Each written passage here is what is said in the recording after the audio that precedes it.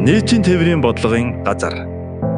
Бүгд найрамдах Монгол Ард улсын сайд нарын зөвлөлийн 1969 оны 141-р тогтоолыг үндэслэн тээврийн яамны сайдын 1969 оны 7-р сарын 22-ны өдрийн 275 тоот тушаалаар хотын тээврийг удирдах газрыг байгуулсан түүхтэй. Нийслэлийн засаг даргын 2024 оны А443 дугаар захирамжаар нийтийн тээврийн бодлогын газар бүтэц орон тооны хязгаарыг тогтоож 2024 оны 536 дугаар захирамжаар байгууллагын дүрмийг баталсан.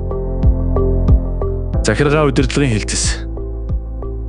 Нийтийн тээврийн бодлогын газрын бүтэц зохион байгуулалтыг оновчтой тогтоож, ажлын байрны чиг үүргийн давхардал арилгах, уялдаа холбоог сайжруулах, албан хаагчид болон ажилтнуудыг мэрэгшүүлэх, байгууллагын дотоод нэгжүүдийн өдөр тутмын үйл ажиллагааг уялдуулан зохицуулах, нэгдсэн удирдлагаар хангах, газрын хэмжээнд сахилгадаг журам, төрийн албан хаагчийн ёс зүйн хэм хэмжээг сахиулах, албан хаагч ажилтны ажлын цаг ашиглалтад хяналт тавих зэрэг чиг үүргийн хүрээнд нийт 18 хүний бүрэлдэхүүнтэй ажиллаж байна. Санхүү аж ахуйн хэлтс. Үндсэн болон туслах үйл ажиллагааны орлого төвлөрүүлэх, нийтийн тээврийн үйлчилгээний зардлын санхүүжилт, нөхөн олгорыг тооцож олгох, хөрөнгө оруулалтын төсөл арга хэмжээний хэрэгжилтийг хангах, санхүүжилтийг зохион байгуулах, батлагдсан төсвийг зориулалтын дагуу үр дүнтэй зарцуулж, үр авлага үүсэхгүй байх, төсвийн гүйцэтгэл, тайлан балансыг хуулийн хугацаанд тайлагнах, байгууллагын үйл ажиллагааны холбогдох мэдээллийг нээлттэй, ил тод мэдээлэх үндсэн чиг үүргийг гүйцэтгэн ажилладаг. Хуулийн хэлтс. Тээврийн салбарын хууль тогтоомж, захиргааны хэм хэмжээний акт, хөдөлмөрийн дотоод хэм хэмжээний хэрэгжилтийг хангах, боловсронгуй болгох, сурчлах, эрх зүйн мэдээллийн сан бий болгох ажлыг амжилттай хэрэгжүүлж байна.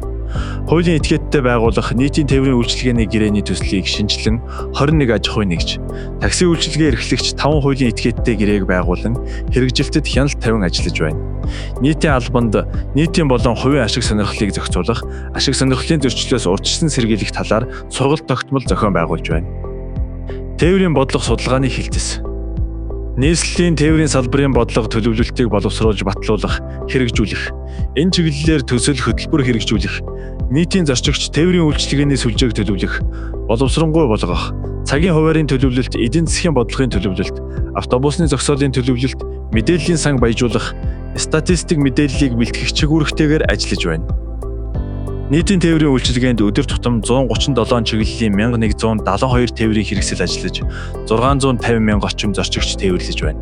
Эдгээр үйлчилгээг улс болон хувийн хвшлийн 17 аж ахуйн нэгж байгууллага гүйцэтгэж байна.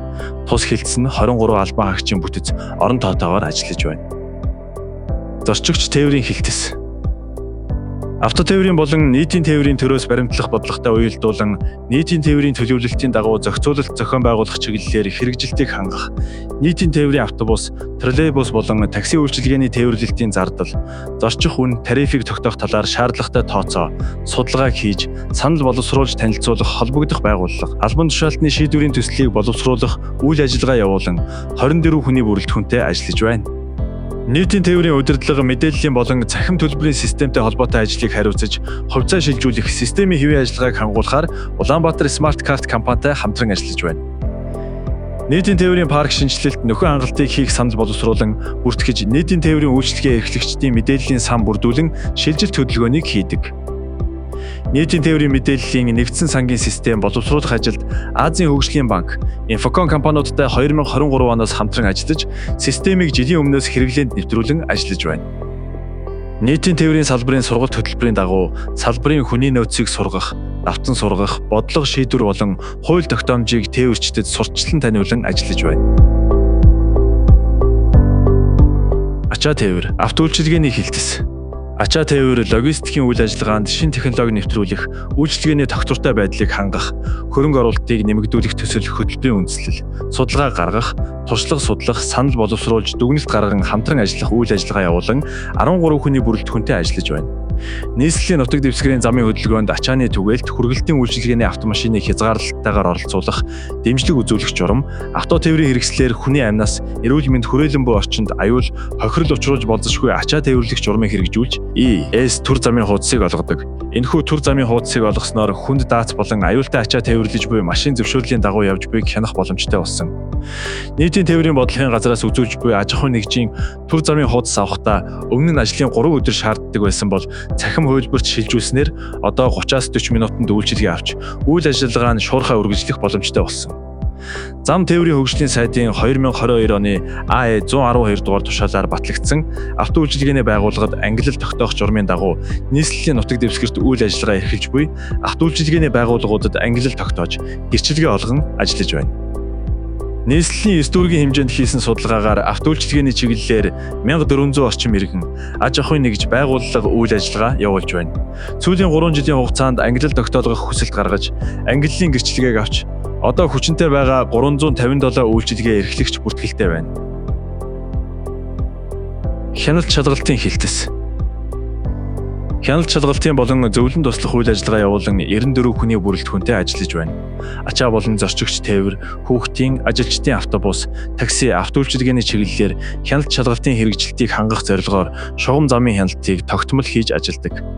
Нийтийн тээврийн үйлчилгээ эрхлэгч аж ахуйн нэгж байгууллагуудад өглөөний их авалт, оройн буултын хяналт шалгалтыг хийж, гадна дотор угаалга цэвэрлэгээ хийлгэж, ашиглалтын шаардлага хангуулж, эрүүл, аюулгүй, цэвэр орчинд зорчих боломжийг хангуулан ажилладаг. Нийтийн зорчигч тээврийн үйлчилгээний хөс төлөлтийн байдалд хяналт тавих хамтарсан шалгалтыг хийж, автобусны зогсоолуудад шалгагч ажилуулах, зөвхөн нэг чиглэлд шалгалт хийх зэрэг онцлог хэлбэрүүдээр хяналт шалгалтыг хийн ажилладаг. Бүртгэл, техник, технологийн хилтэс. Авто тээврийн тухай хууль, тогтоомж, дүрм, журам, стандартаар тогтоосон чиг үүрэгтэй уялдуулан нийслэлийн нийтийн тээврийн салбарын техник, технологийн бодлогыг төлөвлөх, хэрэгжүүлэх, стандарт хэмжил зүй, дүрм журмын хэрэгжилтийг хангуулах, шинжилэлт хөгжүүлэлтийн ажлыг зохион байгуулах, шинэ төрлийн тээврийн хэрэгсэл, дэвшилтэт техник, технологи нэвтрүүлэх талаар туршлага судлах, санал боловсруулах, хэрэгжүүлэх чиг үүргийн хүрээнд 42 хүний бүрэлдэхүүнтэй ажиллаж байна. Тус хилцсэн нийслэлийн нийтийн тээврийн үйлчилгээний парк шинжилэлтийг хийх, хөрөнгө оруулалтын үйл ажиллагаанд захиалагчийн хяналт тавих, техникийн хяналтын үйлчлэгийн төвийн тоног төхөөрөмжийг шинжлэх ажлыг гүйцэтгэн ажилладаг. Мөн нийслэлийн хэмжээнд авто тээврийн хэрэгсэлд техникийн хяналтын үйлчлэг хийж, дүгнэлт гаргах ажлыг тодорхой хуваарийн дагуу тогтмол хийж гүйцэтгэдэг. Өнгөрсөн онд 2809 тээврийн хэрэгслийг техникийн хяналтын үйлчлэгт хамруулсан. Энэ оны эхний 6 сарын байдлаар 998 тээврийн хэрэгслийг үзлэгт хамруулад байна. Нийтийн тээврийн бодлогын газар.